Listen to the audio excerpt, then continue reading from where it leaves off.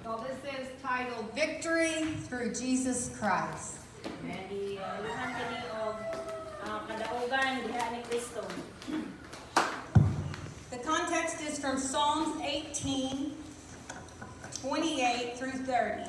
So ang atong konteksto makita diha sa Salmo 18, bersikulo 28 ngadto sa 30. Verse 28, for thou wilt light my candle. The Lord my God will enlighten my darkness.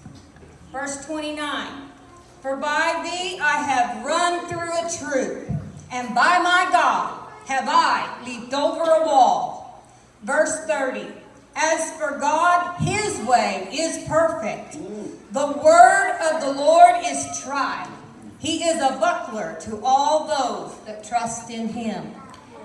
28, O Ginoo, gihatagan mo ko kagahayang, o giwagtang mo ang gangit-ngit, gihatagan mo ko kusog sa pagbuntog sa akong kaaway, o gahom sa pagbukan sa ilang mga panalipod.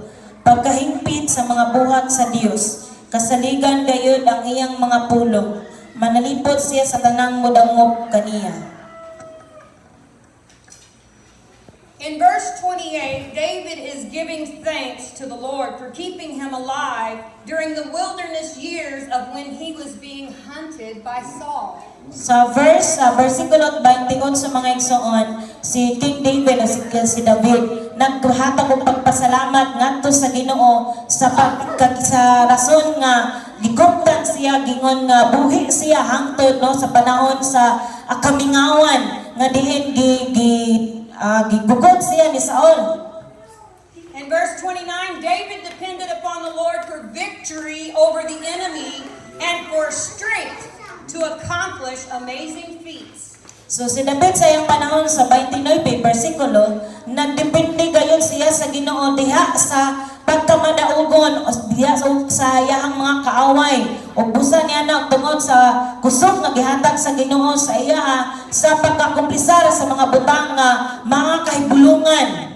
He trusted in the Lord to enable him to scatter the enemy and to scale walls. So iyang gisaligan ng Ginoo aron nga mahimo niya nga mawagtang o mabuntog niya ang mga kaaway. In ancient times, the cities were protected by walls which were difficult to climb. So sa panahon sa mga ancient, ang mga syudad ng atong panahon na giprotektahan og mga dagko kayo o mga kayo nga mga walls. A large part of military strategy was overcoming the defense provided by walls. So kasama sa dako nga parte sa mga militar ng mga estahiya aron nga ilahang madepensaan ang ilahang syudad.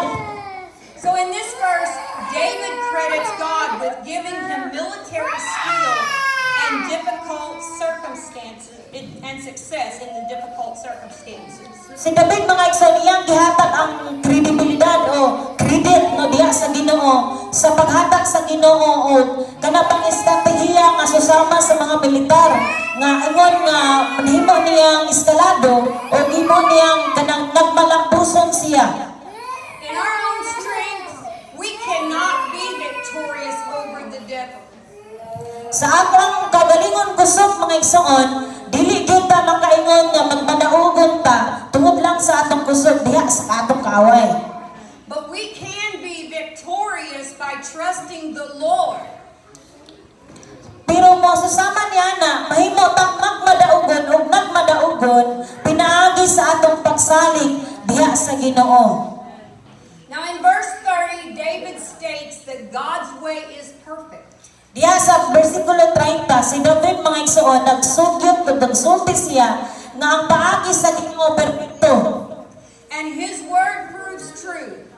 Ug ang iyang mga pulong nagpasabot kana nga tinuod.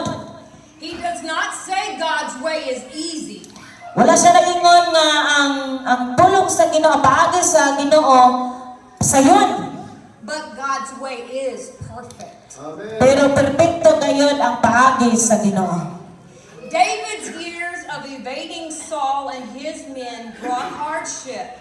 So sa tuig ni David mga igsoon ang pagbuntot sa olog sa iyang mga tao nagdala ngadto sa kanapanglisod. as well as conflicts with other enemies. Ang mga konflikto sa mga lain pang mga kaaway. And I just want to tell you, you know, when God puts an anointing on your life and He gives you the ability to do His will, the enemy is going to come against you. So, sundihan ko kamo mga igsoon sa dinga nga dihugan kamo sa Ginoo ug naa sa imong kinabuhi ang dihog sa Ginoo, masusama niya na ang kaaway gayud mo against din na nimo. And so this is what was happening with David at this time. So, mo na nagpangitabo sa panahon ni David. But through it all, God was true to His word. Pero sa samang bagis pagka tinudanon sa Ginoo, tinuod gayud ang Dios kaniya. And He used every trial to mold David into a faithful servant. O gaya ang gimolda, yang gialaw, yang gitugot, mga igsoon ang mga pagsulay, mga kalisod, para ingon niya na si David, mga igsoon, mamulda. During those years of testing, the Lord was David's shield. O tungod na itong mga panahon na, o tuwiga sa mga pagtisting sa iyaha, si David, mga igsoon, nakabaton og tabing. And David writes that the Lord is a shield for all those who take refuge in Him. O nagsulat sa si David, mga igsoon, na sa tanan nga mudangop sa Ginoo, makabaton gayud og panalipod. That includes you and me. O apil ka anak o bago. The Christian life is not easy. Ang Kristohanon nga kinabuhi dili sayon. I would be lying if I stood here and told you, oh yes, it's just so wonderful. Mamuntot ko ninyo mga igsoon ko, moingon ko nga sayon ba siya. Maayo kayo, pero dili. The truth is, there are times in our lives, mine and yours, that we literally have to walk through hell here on earth. So, sa samang pamagi mga igsoon, pasugod pag sa dili, mag-aagig yung tao, ginatawag kong kainit, diri sa kalibutan, pinaagi sa mga pagsulay. And what I know is, if it was not for the Lord, I would not be here. So, masulti dyan ka mga igsoon, nga kung dili matungod sa Ginoo, wala ko diri. So we are not the only ones that face hardship and opposition for the sake of Christ. So, dili lang kita ang nakaaging mga ingon sa mga ani. When we read the Word of God, we see that the apostles also faced hardship and opposition for the sake of Christ. Kung basa sa pulong sa Ginoo, mismo po ng mga apostoles, mga igsoon, nagatubang og mga kalisod. But the Lord uses every problem we encounter to develop Christ-like character in us. Ang Dios mga igsoon na patod kayo na gamit kayo og mga problema nga atong masagubaan kada adlaw sa atong kinabuhi aron ibidilubar ang ato ang kinaiya diha ni Kristo. When the Apostle Paul was in prison, he said, I know how to be brought low, and I know how to abound. So si Apostol Pablo sa iyang panahon, sa iyang pagkapriso, nagingon siya kabalo ko mo paubos, kabalo ko pababaw.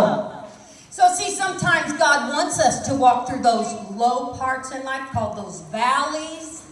So sa atong kinabuhi sa mga igsoon, ato ginang lakwon, no? Ato ginang latason, o usa pa na diya, ato ginang sakyan mga igsoon, ang mga butang dili maayo sa atong kinabuhi. So then we are more grateful when we are on the mountaintop. Kaya ron nga sa panahon na mukawas ta na mga igsoon ngadto gayud sa bungtod, makaingon ta nga makapasalamaton ta sa Ginoo. The Apostle Paul said, I have learned the secret of facing plenty and hunger. Ingon si Apostol Pablo nga nakakaton gayud ako sa sekreto sa pag-atubang sa mga daghan o mga kanang kagutom. Abundance and need. Daghan o katong gigagnag kinahanglan. He said, I can do all things through Him who strengthens me. Ingon siya nga makahimo gayud ako sa daghang mga butang pinaagi kaniya nga naghatag kanakong kusog. We must never forget, on our own, we are nothing. Yun natong limtan mga igsoon nga kung sa ato lang, wa gintay atoa. But to God be the glory. I can do all things through Christ who strengthens me. Apan himaya sa Ginoo nga makahimo ko sa mga daghang mga butang to pinaagi sa kusog nga gihatag sa Ginoo kanako. Thank you, Lord. God's way is perfect and He is a shield for all those who look to Him for protection. Ang paagi sa Ginoo perpekto ug siya nga modangop ngadto sa Ginoo makabaton gayud og panalipod. There have been times in my life that I could almost imagine the sorrows David must have faced. Dunay mga dapit sa mga sa kinabuhi nako mga igsoon nga nakalantaw ko sa mga kalisod ni David sa iyang giantos sa iyang giatubang. I've had many tears, many sorrows, many questions of things I could not understand. Daghan kaayo kog luha, daghan kaayo ko og mga kalisod, daghan kaayo ko og mga pangutana sa mga butang at dili gayud nako Many times masabtan. as I have questioned, why? Kadaghang mga panahon nga makapangutana ko ngano. The Holy Spirit would prompt me to turn to God's Word. Ang balaang espiritu nagtudlok nagsulti kanako nga balik ngadto sa pulong sa Ginoo. You see, when I read the Word of God, I find courage and peace. Sa diha nga tanawa, sa diha nga mubasa ko sa pulong sa Ginoo, makaplagad gayud nako ang kalinaw. And while I may not have immediate answers of what's going on or why things are going wrong in my life, Di man ako makaplagad dayon ang tubag sa akong mga pangutana. reading the Word of God gives me hope and strength. It's a spiritual strength.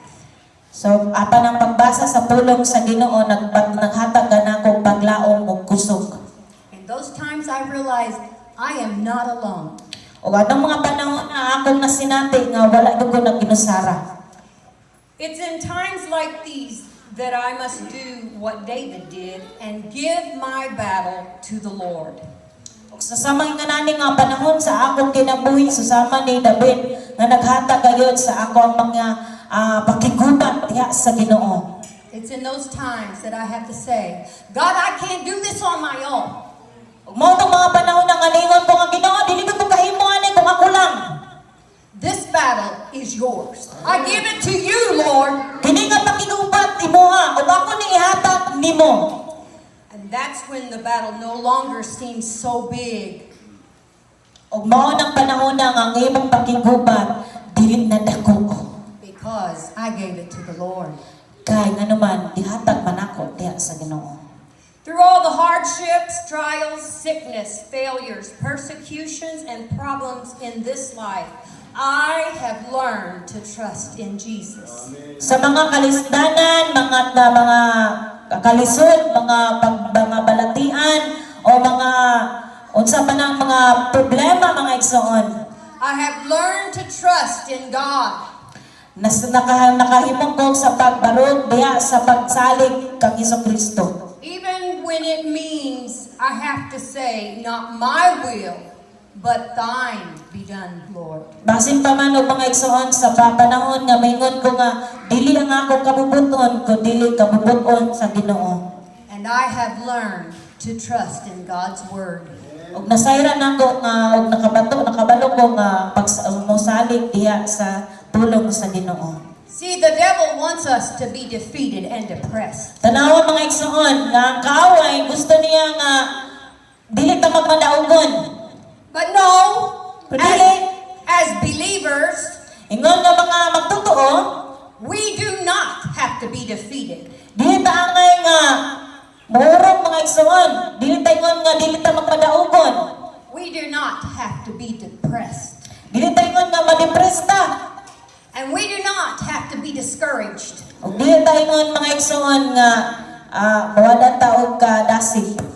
1 Corinthians 15:57 Diha sa 1 Korinto 15:57 says, "Thanks be to God which giveth us the victory victory through our Lord Jesus Christ. Apan salamat sa Ginoo sa paghatag niya kadaugan diri sa atong gayud nga kinabuhi.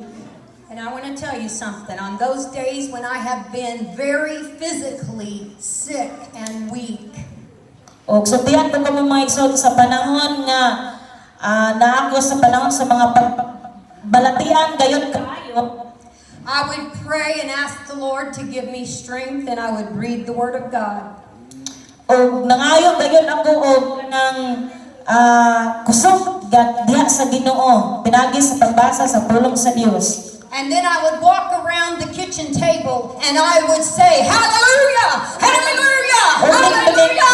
Hallelujah! Hallelujah! sa alis kusina og ningon ko nga hallelujah! Hallelujah! Salamat Ginoo! Salamat Ginoo! Lord, because I will not be defeated. Kay dili gayud ako. I am a believer in Jesus Christ. Kay magtutuo gayud ako sa Ginoo mo na makabaton ako og kadaugan diha sa Ginoo. And it does not matter what that old devil throws at me. It does not matter what he sends the neighbor to tell me. Wala na ko na sabayan tungod sa panaysulti sa mga ako ang mga silingan dinha. It does not matter if he sends so-called Christians to hinder me. So wala dili na ko sabayan kung ang kaaway nagpadala og mga Kristohanon para labasan ko. I know my victory is through Jesus Christ. Kabalong ko sa ako ang kadaugan pinagi ni Kristo. Therefore, I will not be defeated. I will not be discouraged, and I will not be depressed. So dili dayon ako makawan-an og kadang kadasig. I want to encourage you to have victory through Jesus Christ. Gusto na mo kong encourage sa ikan. This victory is not merely a passive state, but it is an active way of living. Kini nga kadaugan dili ningon nga pasibo kundi dili nagapaglihok kini. It is characterized by faith, hope, love, and perseverance in the faith. Nagkinaiya kani og pagtuo, paglaom, gugma o ato ang pagpadayon.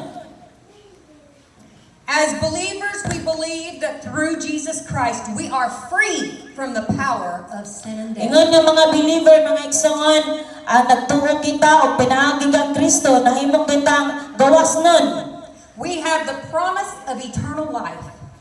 Doon kita isaa diha sa kinabuhing walay katapusan.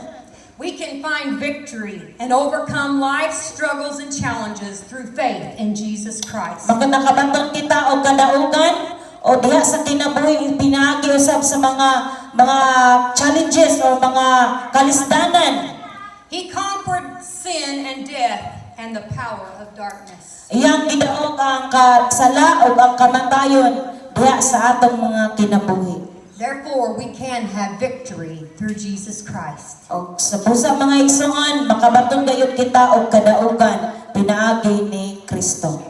Thank you for your time and God bless you. Salamat sa iyong oras o ang Dios magapanalangin